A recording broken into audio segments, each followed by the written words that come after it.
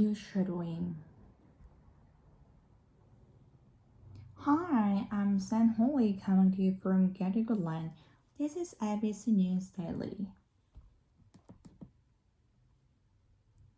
The court case involving Bridget Higgins and Bruce Lemon was one of the most watched in history.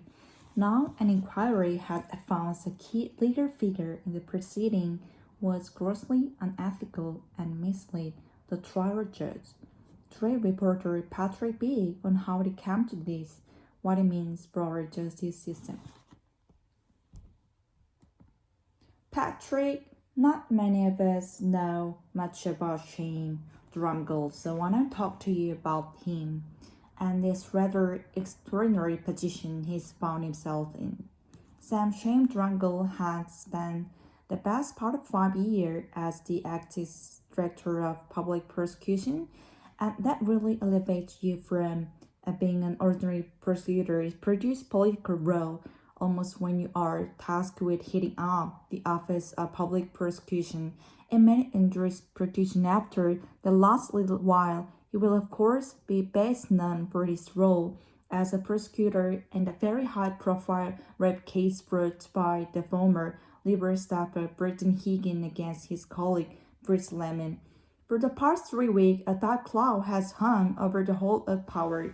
The part capable of being critic, rape, and sexism. Of course, Bruce Lemon has always denied any wrongdoing. He maintains his innocence, and there are no findings against him.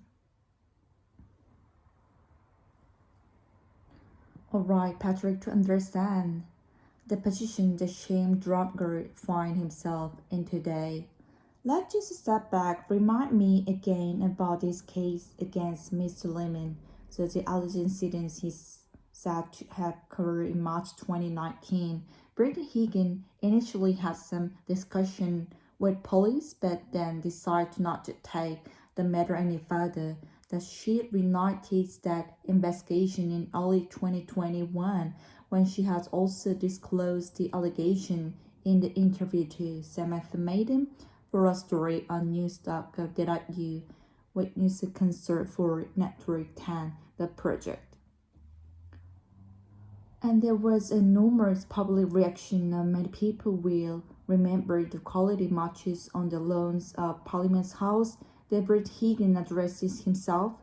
"You all here today, not because you want to be here, but because you have to be here. System is broken."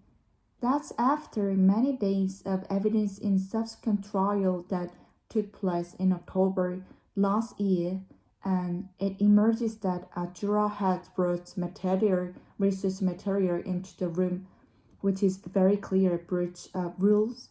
The actions of the one juror led to a mistrial, and initially they were planned for a retrial, but ultimately those plans were abandoned as well. Right, the case of Bruce Lemon, he was standing trial in the ACC Supreme Court. There was a mistrial, and that was ended up because the case was then abandoned. Yeah, because Shane Drumgold then in December last year made a public statement in which he believed there was significant and unacceptable risk to life of Mr. Higgins if there was a second trial.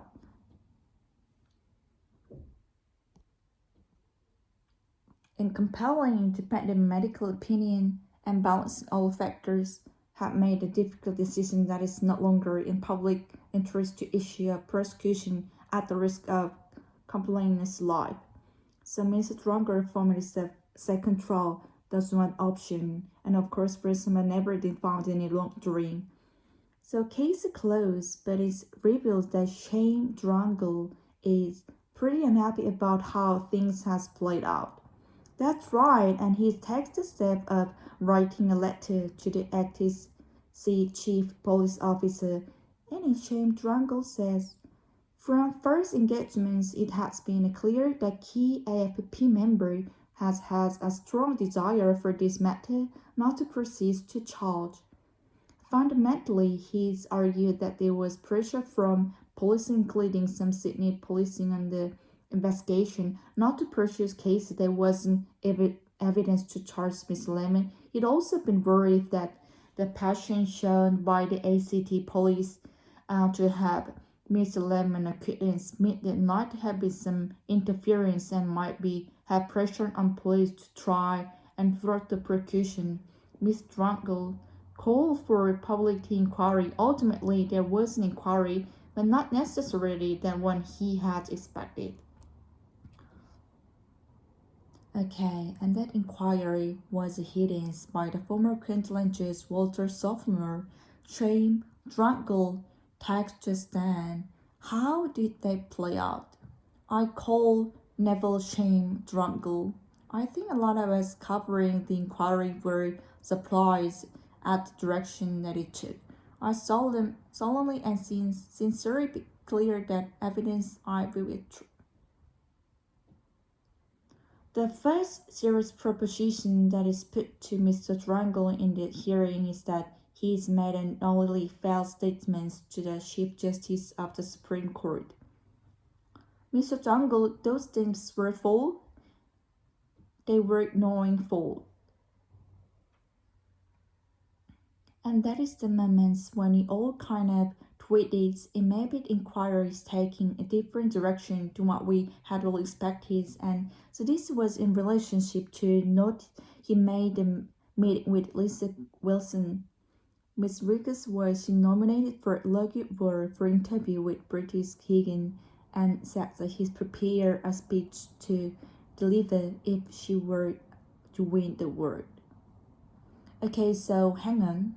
These are related to the note of meeting between Mr. Drungle and Lisa Wilkinson from Channel 10, where he says he's told her ahead of a lucky speech that she gave that any publicity could delay the trial. That's right, ultimately there were notes of the meeting that were added to after the lucky speech, but Shane Drungle told the Chief Justice in court they were made contemporaneously. They were made at time of meeting, and it was put to him that wasn't true.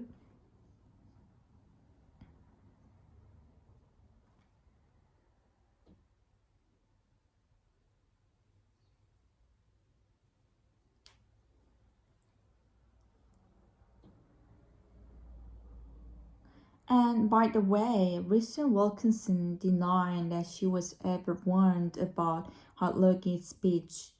And then, at one point during this week that changed Gamble's understand, he actually Patrick backs away completely from his interference allegation. It's extremely.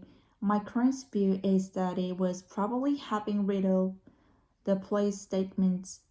It was most like a still defense on the part of the investigator.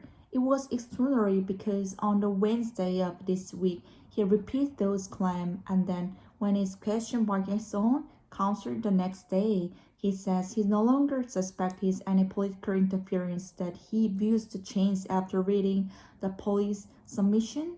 You would acknowledge your suspicion about the extent of political interference to prevent. I do accept that, thank you.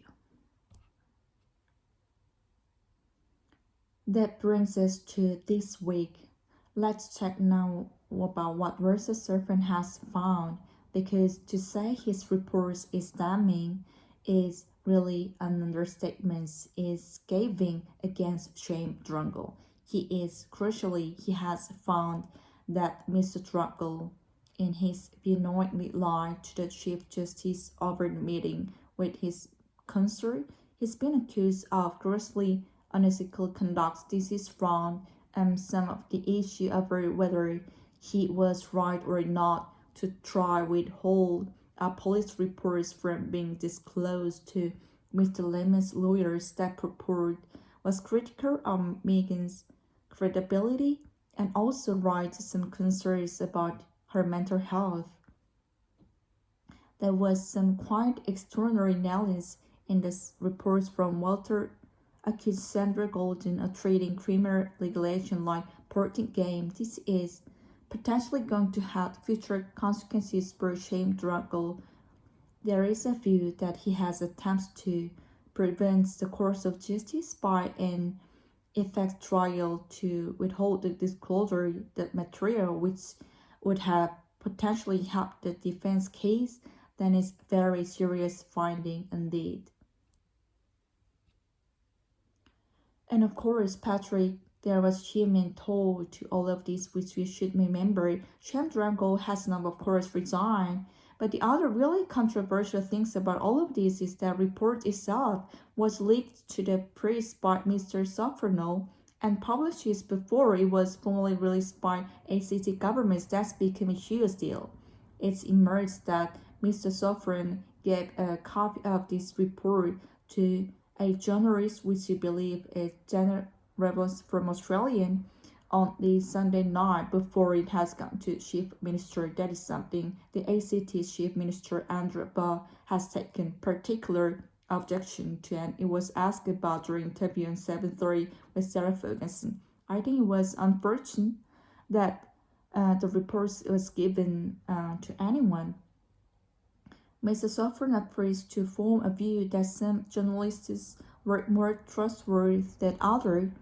Okay, so this all sounds like a rather large shambles. It's not good for anyone involved.